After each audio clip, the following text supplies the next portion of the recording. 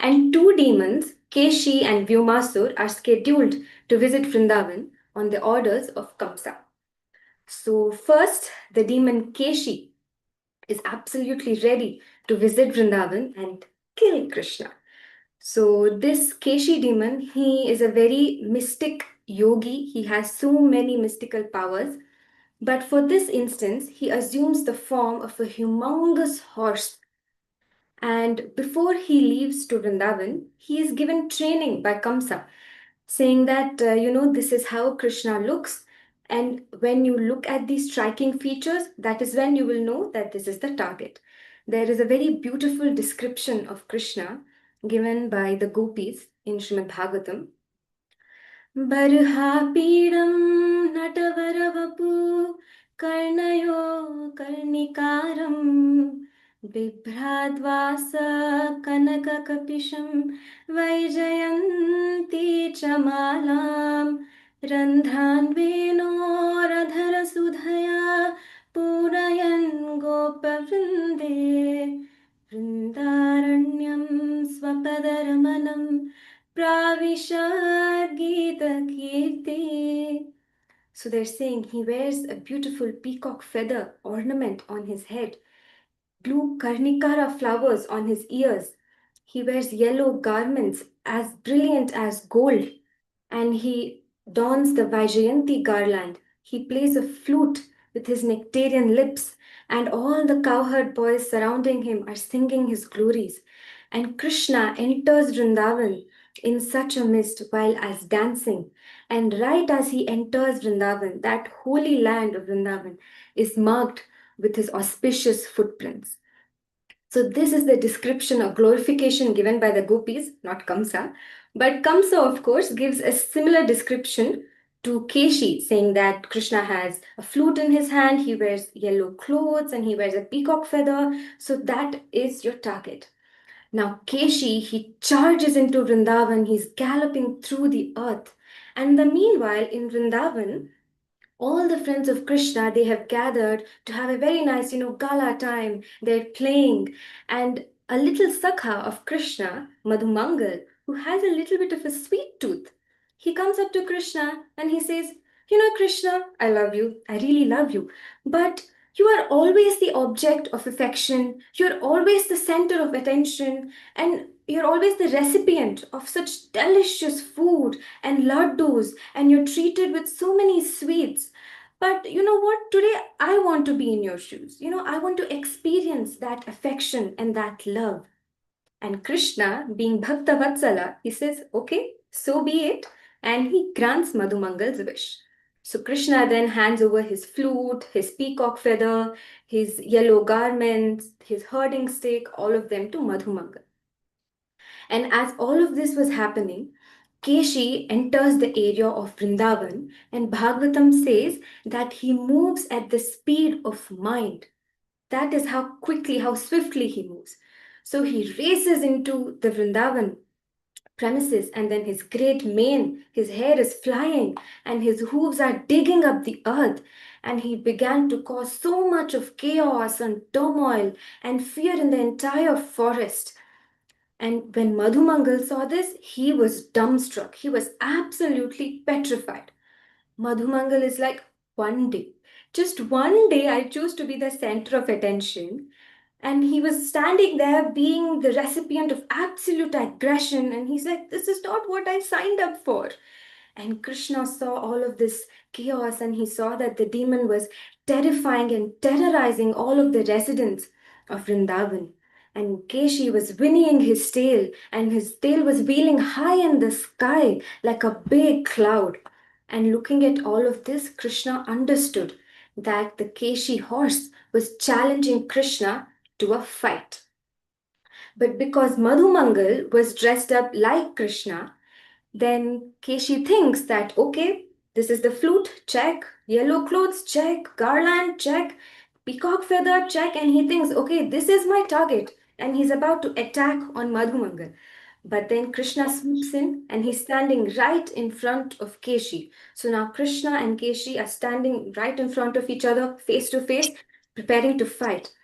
And in the meanwhile, Mother Yashoda turns to Nanda Maharaj and says, you know, why is it always that my little darling boy Krishna has to fight off all of these demons? I mean, you're the king of Vrindavan. Can't you fight them off?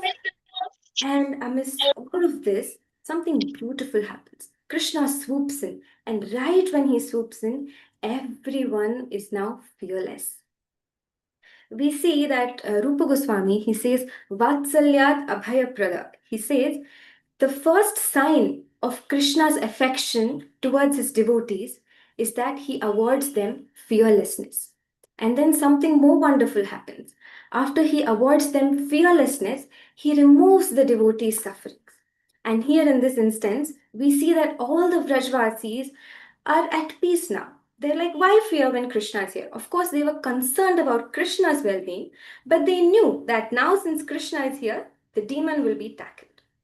So Krishna accepted Keshi's challenge and he stood before the Keshi demon and he called him to fight. And the horse ran towards Krishna, making a terrible, horrible noise. It was like the roaring lion. And Keshi rushes towards Krishna and he tries to trample Krishna. Now we see that there's a very stark contrast in the way Lord Krishna and Lord Balaram tackle these demons. Whenever Lord Balaram is attacked by a demon, he has a very unique way of fighting these demons. He's very straight to the point. The demon attacks, and Balaram, there is immediate action. Just one punch into the demon, and that's all. The demon drops dead. But Krishna, our sweet Lord, he is Rasa Raja. He likes to be very playful. He looks for sweetness even in his pastimes of killing the demons, right? So even in this instance, while Keshi demon is trying to trample Krishna with his front legs, Krishna is dancing and he's jumping from here, from one point to another, and he dodges all of Keshi's kicks. And later, Krishna catches hold of Keshi's front legs. He hurls Keshi and throws him 100 yards away, just like Garuda lifts a humongous snake and very effortlessly throws it.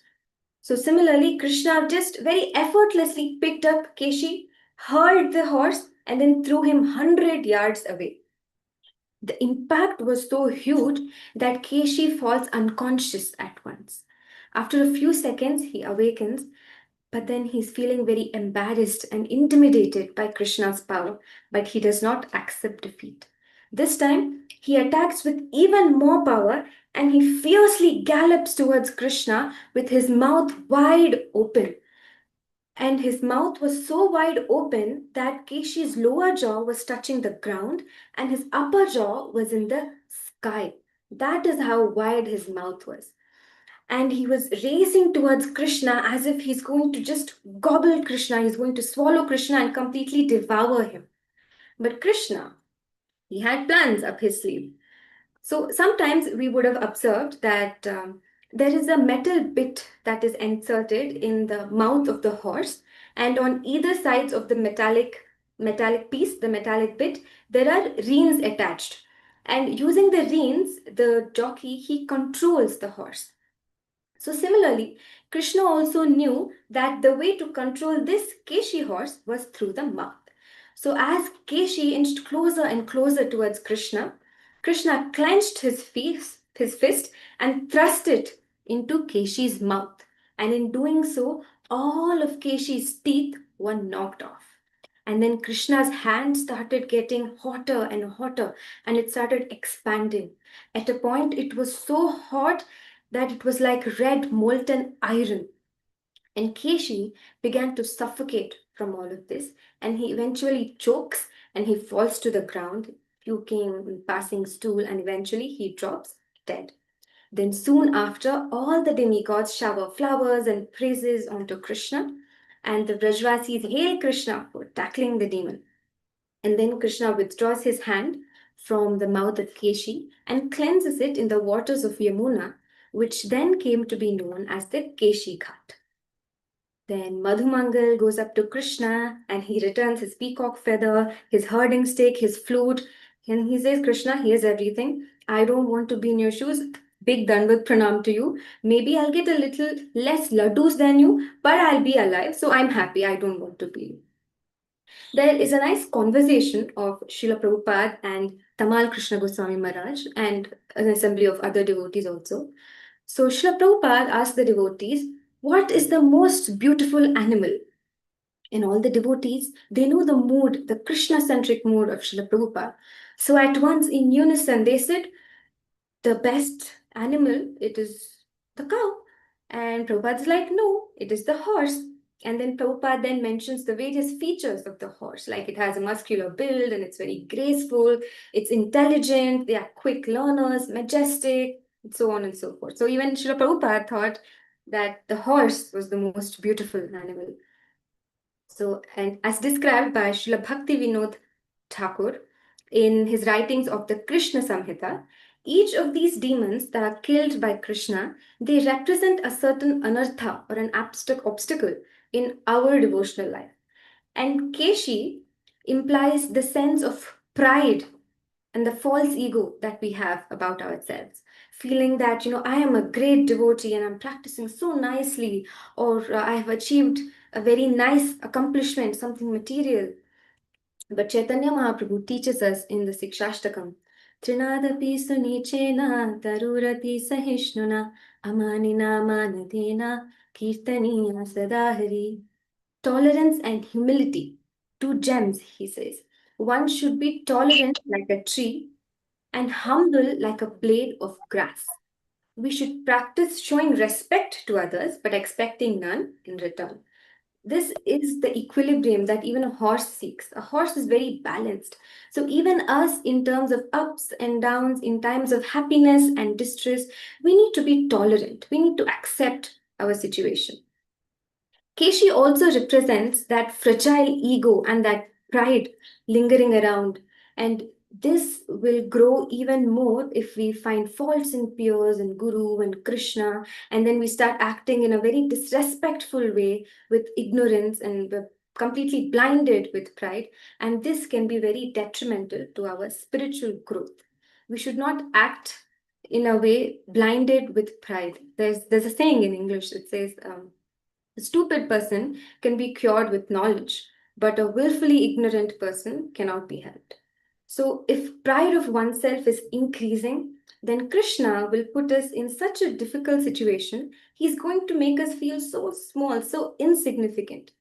Sometimes we go through so many scenarios in our head saying that, you have a particular problem and let anything happen. This can happen, that can happen, anything can happen. But that one particular scenario, we want to avoid, right? That one particular thing we say, this must not happen. But it's exactly that situation in which Krishna will put us so that we learn from it and we purify ourselves.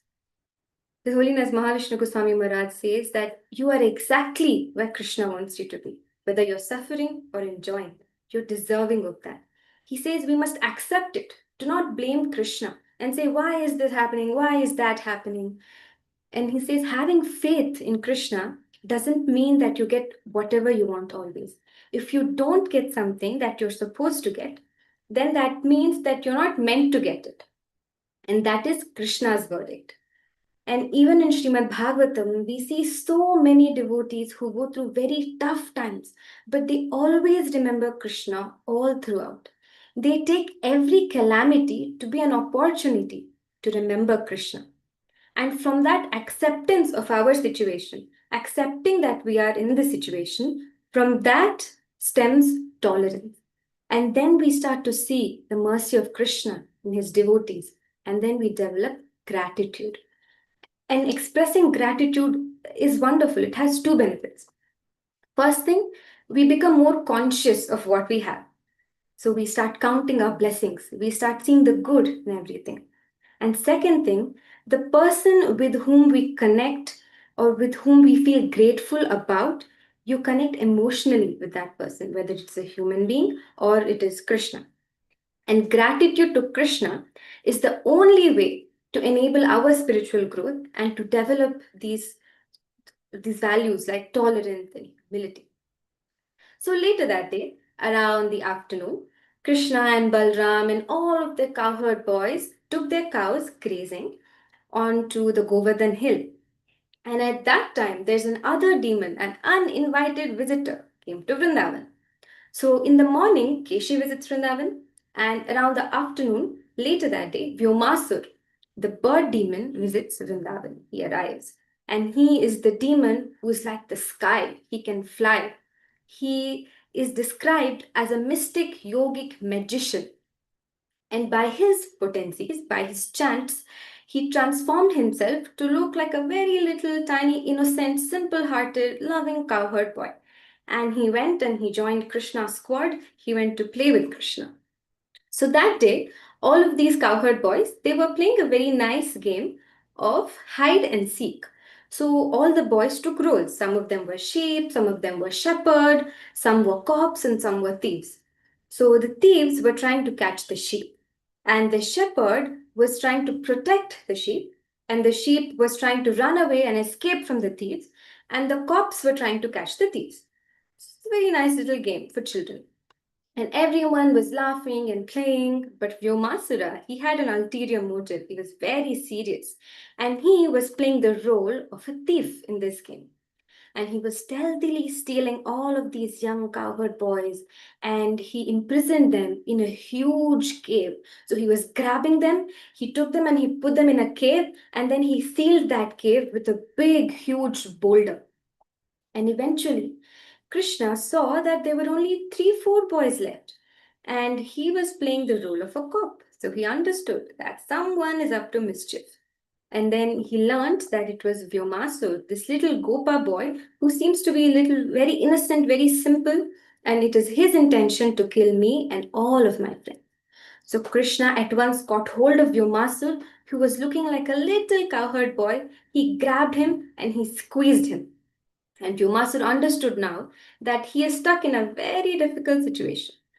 So then, generally, when the demons are cornered, that is when they take their original form. Just like even in real life, the true attitude of a person comes to light when they're put through very difficult, stressful situations. So, same thing happened with Vyomasur. And Vyomasur tried to escape Krishna's grip, but he couldn't. And then he eventually assumes his original form, which is massive, like a huge mountain. And he kept growing and growing like a huge mountain. But even with all of that strength, he was not able to get away from Krishna's grip. He couldn't escape. And then Krishna picked him up and thrashed him to the ground. And then Vyumasur lost all of his air. He couldn't breathe. And then he was liberated. After doing so, all the demons were showering flowers upon Krishna. And then Krishna goes to that cave, and just with the movement of his hand, he broke that huge boulder which was blocking the cave, and he frees all of his friends. Vyomasur represents the anartha, or that obstacle of cheating propensity, the tendency to associate with thieves and cheaters, basically unfavorable association, and falling into the trap of Maya through unfavorable association. So we all know that we are known by the company that we keep. Our friends, our companions, our close circle has a very important influence over our feelings, thinking, and behavior. Srila Prabhupada says that there are two kinds of unholy association. One is a person who is attached to sense gratification, and second is that person who is not a devotee of Lord Krishna. His Holiness Mahavishnu Goswami Maharaj uh, frequently quotes a very interesting proverb in Hindi. He says, "Bhakt se bhakt mile hue to do baat, और गधे से गधा मिले हुए तो दो लात." He says, when two devotees meet each other, they have something meaningful, a useful discussion on Krishna. But when two donkeys meet, then they only kick each other. Your only intention is to trample each other, just like Keshi. He wanted to trample Krishna. So, an aspiring devotee of Krishna should always stay aloof from such unfavorable company. And Vyomasur also represents pretense, hypocrisy, duplicity, wearing so many masks, showing oneself as a very pious person, but being very different in reality, something completely different. And as a devotee, we must always render service in an unmotivated manner. We should never have any hidden intentions or ulterior motives. And Krishna doesn't like this pretentious way of doing things. And the solution to all of this hypocrisy and duplicity is simplicity. We need to be simple, truthful, and straightforward in our dealings. Even Srila Prabhupada says that Krishna consciousness is simple for simple people and complex for complex people. And he says if it is not in our nature to be simple, if we're very high maintenance, then we need to learn to be simple. And if we start practicing it, then eventually we will learn. Right? Repetition creates an impression. We will practice and then we'll perfect it someday. Maharaj says that Bhagavad Gita and Bhagavatam means behavior. And the secret to relishing Srimad Bhagavatam and studying it regularly is to put Bhagavatam in practice, such that it brings a change in our character, so that we can cast out all of these unfavorable tendencies and become a good devotee. Because good character means good devotee, and good devotee means you're a good human being. Most of the times we hear all of these pastimes, but we just have it as an accumulation of facts. We don't really form a realization, there's no takeaway from it. And that is why we need to put our knowledge, our learnings into action, right? We need to transform our knowledge into intelligence. And we need to assimilate all of these pearls of wisdom so that it shows in our behavior and our dealings with all others. Because the cause of our problems is our consciousness. And so, if we purify our consciousness, then that will help us to truly become a devotee. And it will ensure that the most favorable tendency, even in our most unfavorable circumstances, will be chanting the glories of the Lord, chanting the holy name of the Lord. Hare Krishna, Krishna Krishna, Hare Hare, Hare Rama, Rama Rama, Hare Hare. So, as we are nearing Janmashtami, we need to fix our goal to meditate on the lotus feet of Krishna. There is a beautiful shloka in the 11th canto of Srimad Bhagavatam. ध्येयं सदा परिभवाग्नमभीष्टदोहं तीर्थास्पदं शिवविरिञ्चिनुतं शरण्यं भृत्यार्तिहं प्रणतपालभवाब्धिपोतं वन्दे महापुरुषते चरणारविन्दम्. So let us fix our minds on the lotus feet of Krishna, which are the only eternal object of meditation.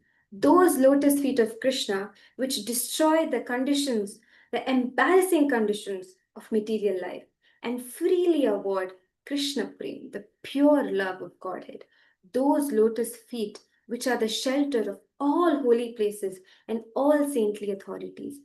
Those holy feet whom Brahma and Lord Shiva seek shelter of, and those lotus feet which are actually suitable for crossing over this ocean of birth and death. Let us make this our steadfast goal. Let us make a wise choice of surrendering to the lotus feet of Krishna and making our lives purposeful. Hare Krishna, Dhaval Pranam. Hare Krishna Mataji. No. Thank you so much. We'll chant one round for the Mataji. It was nice class, nice pastimes of killing two demons, Kesi and Vyomasura. And also Mataji encouraged the devotees for the getting ready for the Janmashtami. Yes. So let's chant one round of Krishna, Hare Krishna mantra for Mataji. Hare Krishna, Krishna Krishna, Hare Hare, Hare Rama, Rama Rama, Hare. Ram Ram, Hare Hare. Hare Krishna, Diti Mataji, are you available? Yeah, Hare Krishna, Prabhuji, Dandavat Pranam. I'm sharing the quiz now.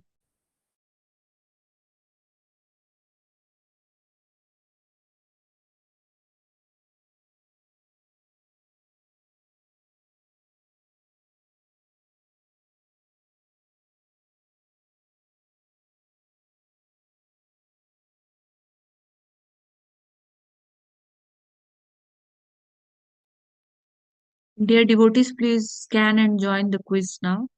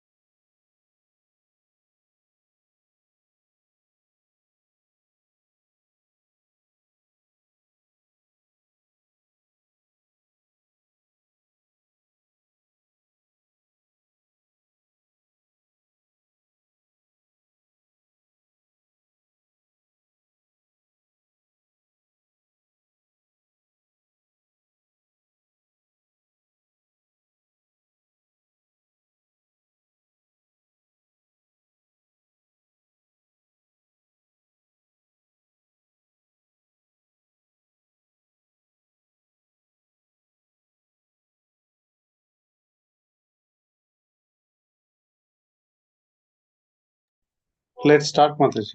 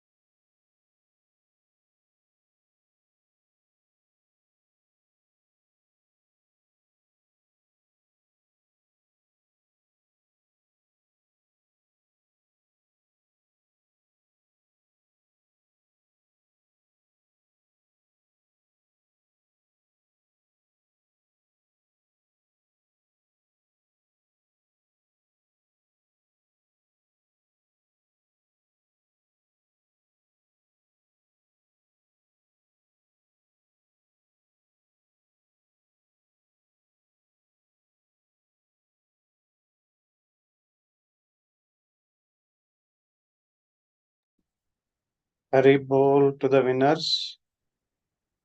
Who is yes? Prabhu Gaurang. Hari Bol, Gaurang. Congratulations, the runners as well. Thank you for joining.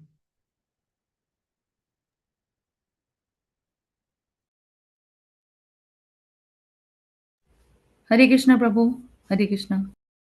Hare Krishna, Mataji.